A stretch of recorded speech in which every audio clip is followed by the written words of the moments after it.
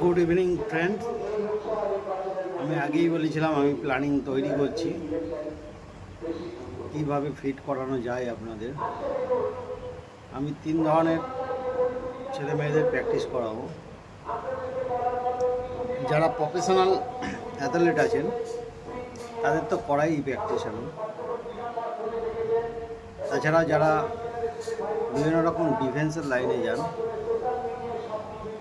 Normally যারা regular আসেন, অল্প বয়স আছে, তারা তো ফিট হয়ে যাবেন, তাদের বেশি চাপ নেওয়ার দরকার নেই, তারা পড়াশোনা ঠিক মতন করুন তাহলেই হবে।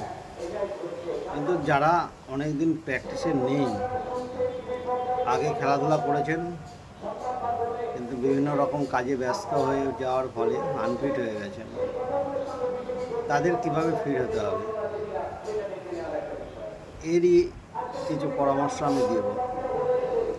প্রথমত তাদের বলবো একটা কথাই, যে 10 বছর আগে কীরকম ফিট ছিলেন বা 10 বছর আগে কী ধরনের প্র্যাকটিস করতেন সেটা ভুলে যেতে হবে।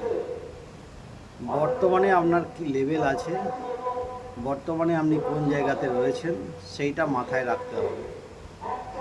কারণ এমন কিছু করবেন না হঠাৎ করে ইনজুরি হয়ে যাবে, তাহলে সেখানে আবার নিজেকে ভুলে যেতে হবে যে 10 বছর আগে আমি কি করেছি ওটা মনে রাখলে হবে না, নতুন করে শুরু করতে হবে। তার জন্য একটু ধৈর্য ধরতে হবে, 2 থেকে 2.5 মাস লাগবে। বিশেষ করে আমি তাদের কথা বলছি যারা আমার সিভিক ভাইরা রয়েছেন, তারা অলরেডি 10 বছর চাকরি করে নিয়েছেন এবং অনেক বয়সটাও 10 বছর বেশি হয়ে গেছে। তো তাদের যখন একটা সুযোগ এসেছে, আমার মনে হয় তারা পড়াশোনা ঠিক পাস করে যাবে। যেটা সম্ভব হবে না সেটা হচ্ছে ফিজিক্যাল। আমি দায়িত্ব নিয়ে বলতে পারি তাদের আমি ঠিক গাইড করে দেবো, এর জন্য কোনো পয়সাও লাগবে না, ফ্রিতেই করে দেবো।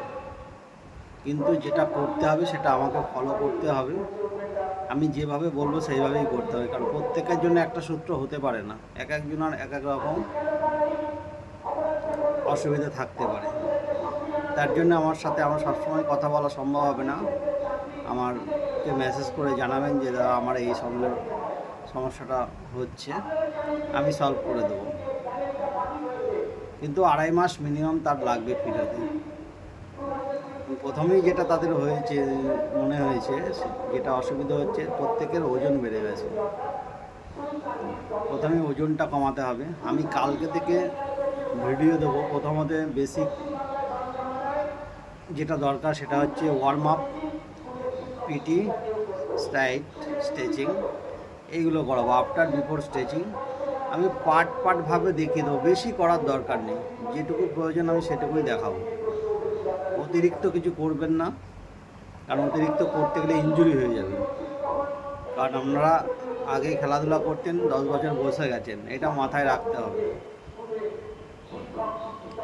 আর যারা এমনি ফিজিক্যাল ফিটনেসের জন্য আসবেন, অনেকেই আছেন যে শুধু ফিটনেস করা যাবে, তারাও ওটা ফলো করতে পারেন, তারাও আরামসে ফিট হয়ে যাবে।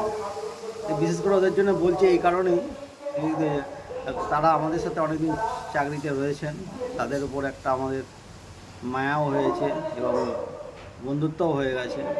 তাই আমরা চাই তারাও আরও আসুক, এই ডিপার্টমেন্টে যখন সুযোগ পেয়েছে তারা আরও জয়েন করুক, তাদের ভবিষ্যৎ আর উজ্জ্বল হোক এটা কামনা করি।